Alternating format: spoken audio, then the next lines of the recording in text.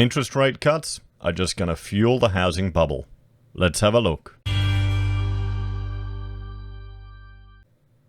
Hello everyone, Florian.Heise here and welcome to another episode of HeiseSays.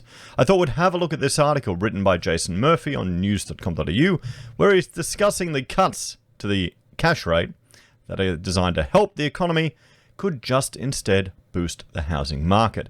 Now, I'm going to have a shot of my coffee because I can't say any of us are at all surprised.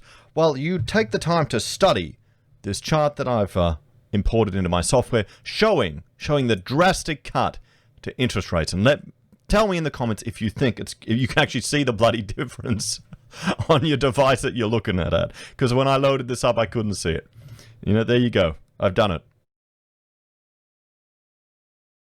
There you go. See the little notch down below the straight line? That's the change to 0.1%. When I updated this, because I've been a bit lazy, hadn't bothered updating it for the last few videos, and I thought, oh, we don't need to, we won't see it. And I'm right, you can barely see the change. Now that's a huge cut in the cash rate, guys. I'm sure it's going to make a huge impact on the economy. Anyway, it's kind of sad, isn't it? It really is.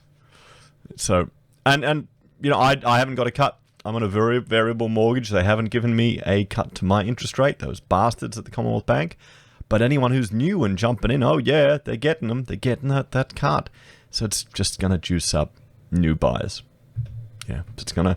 And then we'll have the... You know, what happens, everyone, when we have a flood of money into a specific part of the economy? It's the candle-on effect. And I'll read out this quote to you. It refers to the change in relative prices resulting from a change in money supply.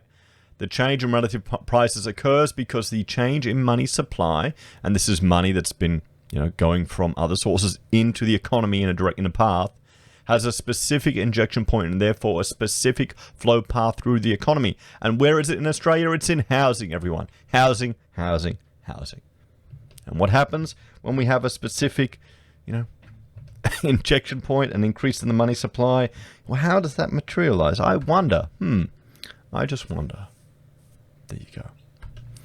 So let's have a look at Jason's article here. I wonder if it's going to make any difference. I've got a bit of clipping here, but the 10th time the RBA has cut rates to record lows. So if you do something and it doesn't work 9 times, do it a 10th, and I'm sure it's going to work. Yeah, okay. See, life isn't like the romantic comedies that they make for all the chicks. Those are fantasy movies. They're no different to the action movies.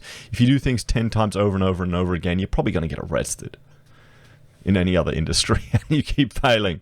You'd be fired. Think about it. If you had an employee that was stuffing up this much, they had one simple task, oh no, we failed again and again. But I'm sure the 10th time it's going to work. Oh, well. So, it's Christmas for borrowers and a horrible time for savers as Australia's central banks cut interest rates to a record low, with the RBA promising not to hike rates for at least 3 years. So I'm even tempted to lock in or do a partial lock-in on my mortgage, because particularly with we've decided to do the construction work here, I'm going to be throwing all the money at that over the next couple of years, not off the mortgage. I know, and I mean, here's savings. The idea of actually earning interest for your savings, I think that needs to be removed from our culture. It's a throwback to an earlier time, I know what you're thinking. Hang on. Another story about the RBA has cut rates to record lows. Didn't I just read one like this? Yes, you probably did, dear reader. This is the 10th time the RBA cut official interest rates to record lows. This time, they took rates down to 0.1%. It has been over 10 years since they last put official interest rates up, as the next graph shows. So, my daughter has only ever lived during times of interest rate cuts. I feel old. And I'm going to have some more coffee because I feel old. And I know there's some of you that remember the double-digit interest rates that you were getting back in the day. When mortgages were high. The point of lower rates, the point of the whole RBA, is to stimulate the economy. Sorry. Interventionist approach.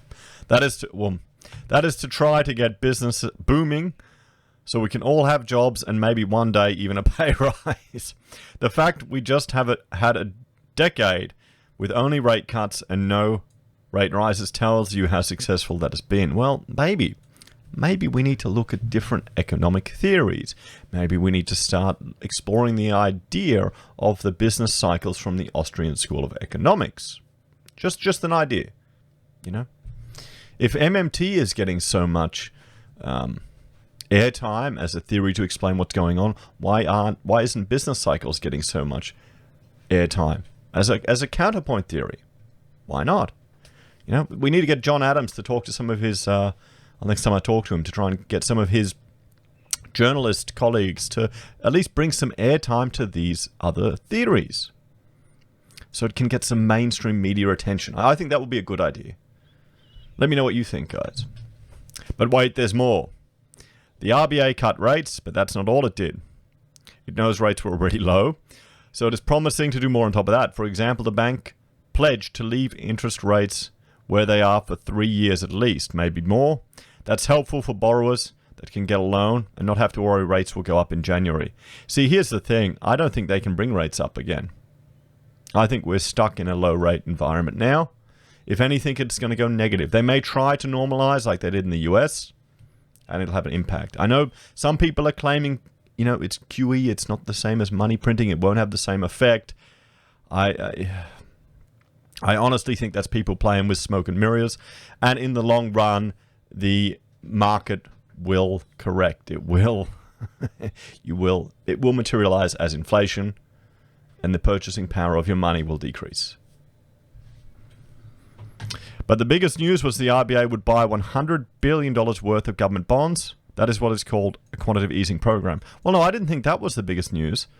I thought the biggest news was that Governor Philip Lowe also said that they'll do whatever is necessary to hit their target on top of the $100 billion. So it's QE to the moon. And I made a little rocket flying with the governor. I'm going to put that on a coffee mug because I'm quite proud of that graphics arts I did, you know, because I want that on a mug. The bond purchases mean the RBA is now conducting quantitative easing, or QE, similar to that of many other central banks, the RBA Governor Philip Lowe said. How is that supposed to help me find a job or get a pay rise, I hear you ask? The answer is it's a two-step process and it depends on the bonds. Yeah, what are bonds? So this is the good thing. I mean, Jason does a really good job with getting these concepts to the masses. You know, to the masses. It's good. A government bond is a piece of paper that usually promises to pay whoever owns it a fixed amount of money. And you know who the guarantor on the bonds are, guys? All of us. That's it. It's because these governments, they've got all these tax serfs everywhere. Sorry, tax cattle. That's the politically correct term for citizens now, isn't it? That, guarantee to always pay under threat of jail if you don't pay your taxes. So bonds are bought and sold in financial markets like shares, but they work a little bit like a bank account. Instead of putting your money in the bank and getting interest, you could buy a government bond and get the payment. If the price of a bond is low and the payment is high, you're getting a good return, like a bank account with a high interest rate. If the price of the bond is high, though, and the payout is low, it's like a low interest rate. You put money in and you don't get much return. Weren't there some bonds as well getting negative yields? Putting your money in and getting less back? Crazy world. Clown world, everyone. The RBA is trying to reduce the interest rate on government bonds to make them more like savings accounts with low interest rates. See, the problem is, to normalize it, they're going to have to sell the bonds back, aren't they? How's that going to happen? Who's going to buy them? It does this by buying government bonds. Bidding at auction for bonds makes their prices go up. Like any product, the more demand there is, the more prices go up. Higher bond prices means the interest rates go down, so the yield is lower. Basically, it's an elaborate way of cutting other types of interest rates in the economy as well as the official interest rate they usually focus on. This is step one. Bond interest rates affect other interest rates, hopefully dragging them down. I wonder if it'll drag down credit card rates. The point of lower interest rates, it is supposed to make businesses willing to borrow, to buy new trucks, build new factories. That's step two. Yeah, But the problem is, if confidence is in the gutter, no one's going to do it. Who's going to take the risk?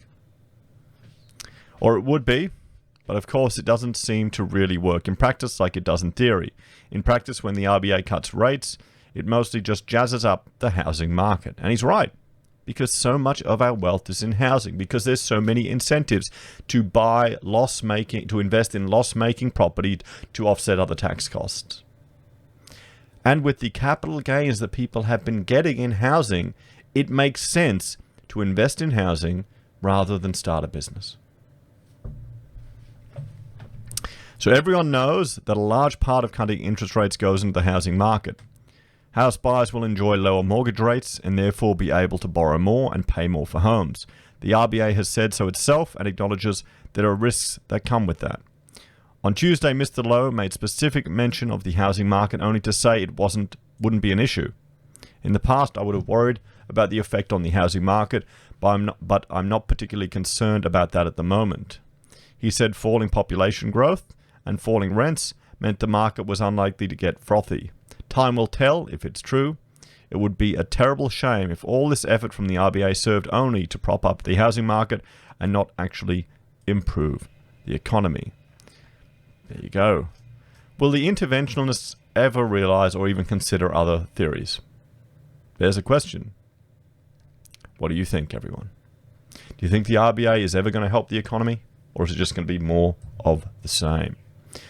Let me know your thoughts and opinions in the comments down below. If you're a fan of the channel and want to support the content I create here, there are a few ways you can. You can join the channel on YouTube or Patreon. You can support us using our affiliate links at Amazon, eBay, Independent Reserve, or Kucoin. You can buy a merch from HeiseSays, use Gold Pass from the Perth Mint, or support us via PayPal. Take care, everyone. Have a great day. I'll see you next time.